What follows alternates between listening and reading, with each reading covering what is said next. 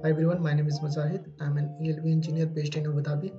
So आज की इस वीडियो में हम देखने वाले हैं PoE स्विच का जो सिलेक्शन है फॉर द CCTV सिस्टम हम कैसे करते हैं। सो PoE stand for power over Ethernet. जब हम Cat6 केबल के थ्रू सिंगल Cat6 केबल के थ्रू डेटा और जो पावर है दोनों ही ट्रांसमिट करते हैं, उसे कहा जाता है पावर ओवर इथरनेट। यानी कि जो इथरनेट केबल होता है उसके ऊपर जब हम पावर भी ट्रांसमिट करते हैं तो इसे कहा जाता है पावर ओवर इथरनेट। मीन्स जब हम एक ही केबल के थ्रू पावर और डेटा दोनों ही ट्रांसफर करेंगे, जिसके थ्रू हम जो सीसीटीवी कैमरास को आसानी से ऑपरेट कर सकते हैं बिना किसी एडिशनल पावर के।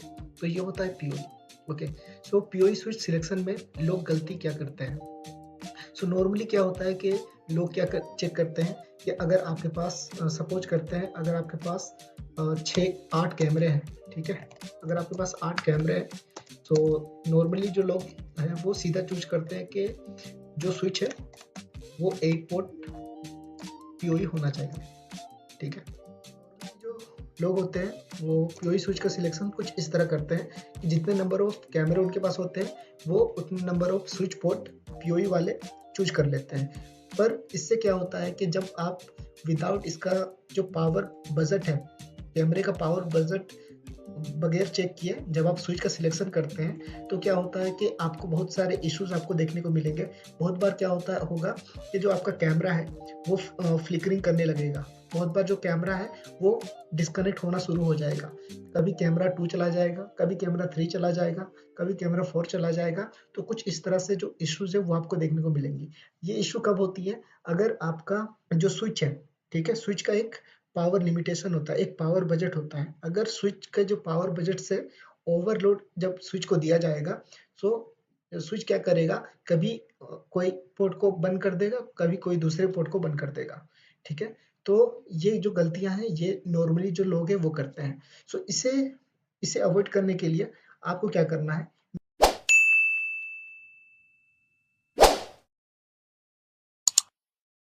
आपको सबसे पहले चेक करना है कि जो आपका कैमरा है, ठीक है, एक कैमरे का जो पावर बजट है, जो बजट है वो कितना है वो आपको चेक करना है। सपोज करते हैं कि आपके पास जो कैमरा है उस कैमरे का जो पावर बजट है, यानी कि उसका जो पावर कंजप्शन है वो है 7 वाट।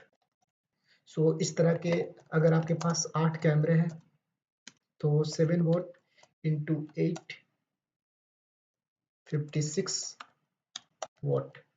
तो अगर आपके पास 8 कैमरे हैं और एक कैमरे का जो पावर है वो 7 वाट का है, तो जो टोटल पावर कंजप्शन होगा वो कैमरे का 56 वाट होगा, ठीक है। तो इस कंडीशन में आपको कौन सा स्विच लेना है। सो आपको इस कंडीशन में मिनिमम मिनिमम आप जो 20% है वो एक्स्ट्रा लेकर के चले। यानी कि अगर आपको कोई जो स्विच है अगर वो मिलता है 80 वाट का या 90 वाट का, तो इतने जो जिस स्विच का जो पावर बजट है वो आपको लेना है, ना कि इसके कम का। आपको 60 भी नहीं लेना है। अगर आप 60 लेंगे और अगर आप 60 वोट ले लेते हैं, ठीक है, और इस पर अगर सारे कैमरे को ऐड करेंगे तो इसका जो लोड है वो 90% के आसपास जाएगा, ठीक है। जब भी कैमरे का जो लोड है किसी भी स्विच में उसका जो पावर बजट है उसका जो लोड है अगर कंटिन्यूसली 80-90% रहेगा तो जो स्विच का जो परफॉर्मेंस है वो भी रिड्यूस होता है और उसका जो लाइफ है वो भी कम होता है, ठीक है। तो कभी भी आप ऐसा ना करें, आप हमेशा 20% एक्स्ट्रा लेकर के चलें। तो अगर आपका जो पावर कंजप्शन है कैमरे का वो 56 है तो आप उस कंडीशन में 80 वॉट या 90 वॉट का जो स्विच है वो लें। नॉर्मली 80 वॉट का जो स्विच है वो नहीं आता है, आप 90 वॉट के जो स्विच है उसकी तरफ जाएं। ओके, सो अभी हम समझेंगे कि ये जो पावर बजट है वो आप कहाँ से चेक करेंगे, ठीक है। तो नॉर्मली हम क्या करते हैं, हम दवा या हिगविजन के कैमरे लगाते हैं। सो मैं एक हिगविजन का 2 MP कैमरा ले लेता हूँ, 2 MP कैमरा। ओके, कोई सा भी हम कैमरा ले लेंगे, हमें बस समझना है कि इसका जो पावर बजट है वो हम कहाँ से चेक करते हैं, ठीक है। ये हमारे पास एक कैमरा हो गया। जैसे कि मैं मॉडल ही नंबर टाइप कर लेता हूँ, Hikvision DS-2CD 1023G0 EDSI। Okay, मैंने क्या किया, ये स्विच को हमने सर्च कर लिया और इसके जब डेटा शीट पे हम जाएंगे तो इसका जो पावर बजट है वो हमें देखने को मिलेगा। तो ये इसका डेटा शीट है, हम स्क्रॉल डाउन करेंगे और स्क्रॉल डाउन करने के बाद हमें आना है जनरल टैब के अंदर और यहाँ पे इसका जो पावर कंजप्शन है वो दिया गया है। ठीक है, तो ये कितने वॉट पावर कंजप्शन करता है तो ये यहाँ पे आपको देखने को मिलेगा। सबसे पहले इसका टाइप देखें, ये कौन सा टाइप है, POE, और ये है इसका स्टैंडर्ड 802.3 AF। ठीक है, ये क्लास 3 POE है और जो कि 36 वोल्ट टू 57 वोल्ट जो इसका इनपुट है वो है। ठीक है, और ये इसका एम्पियर है और इसका जो मैक्स पावर कंजप्शन है वो है वोल्टेज। ठीक है, सो इस कैमरे का जो पावर कंजप्शन वो है 6.5 वॉट।